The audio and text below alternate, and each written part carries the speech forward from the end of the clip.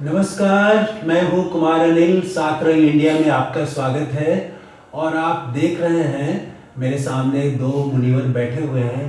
अभी मैं बात करूँगा डॉक्टर ज्ञानेंद्र कुमार जी से, जो आचार्य महाश्रवण जी के सुशिष्य हैं, बहुत प्रतिष्ठित, और काफ़ी दूर से यहाँ पर पैदल विहार करते हुए बिहार के सुपौल जिले के निर्मली में पहुँचे हैं। तो मेरा इनसे एक ही सवाल है। मैं जानना चाहता हूँ कि भगवान महावीर की ये भूमि है, यहीं उन्होंने तपस्या की और व्रत किए, चातुर्मास किए कई यहाँ पर।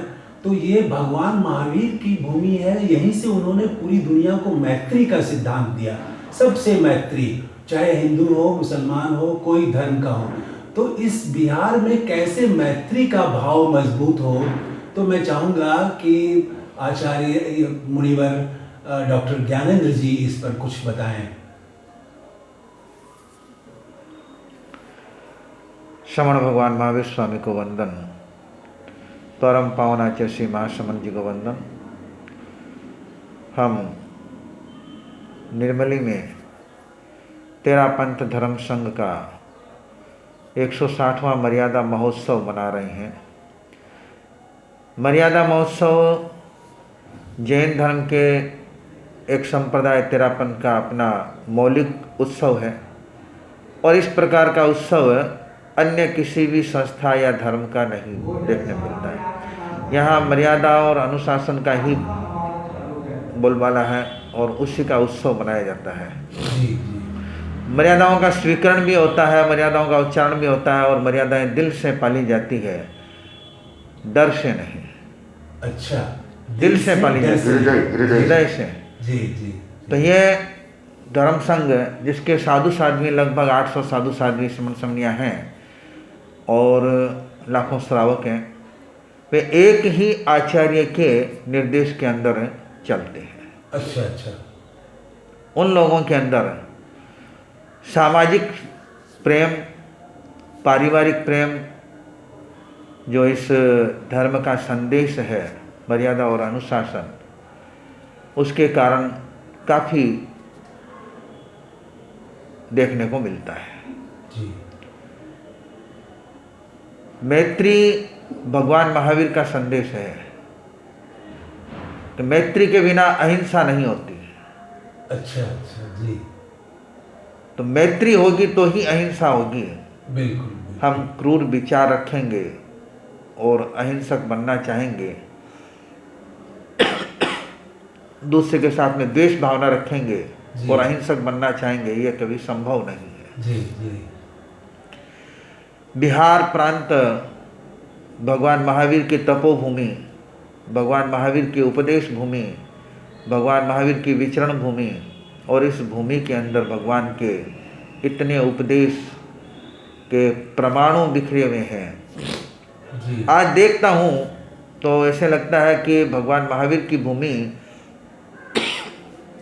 जहाँ इतने उन्होंने उपदेश दिए, वह भूमि कहाँ क्या से क्या हो गई। जी जी। इसके बहुत सारे कारण होंगे, जी।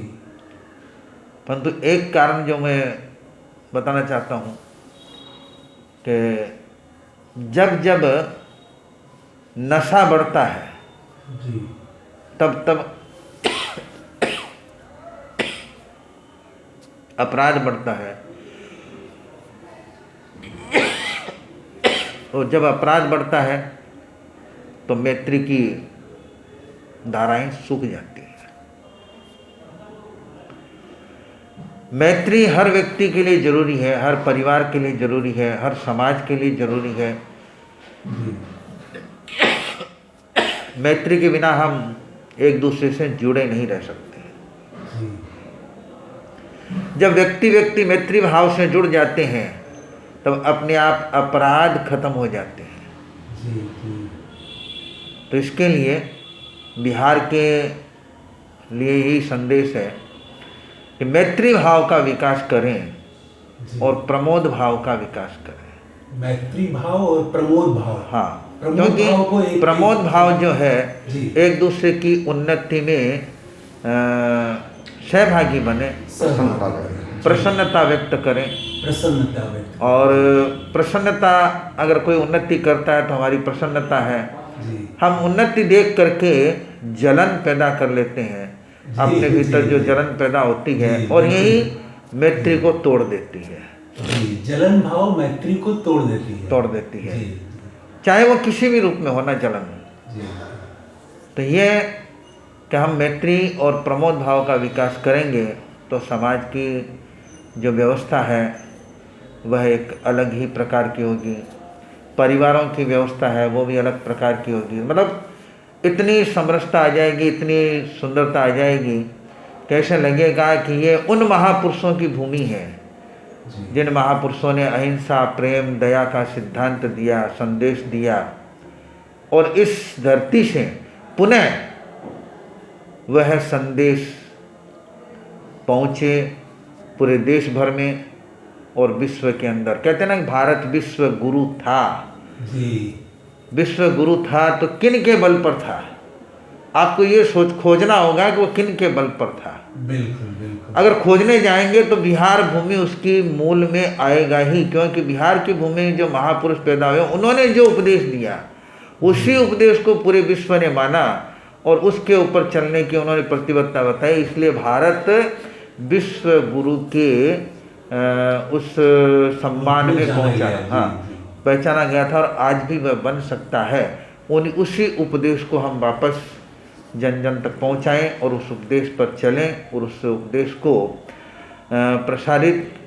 प्रचारित और आचरण में लाएंगे तो मैं समझता हूं कि ये भारत पुनः विश्व गुरु के उसी पद पर होगा।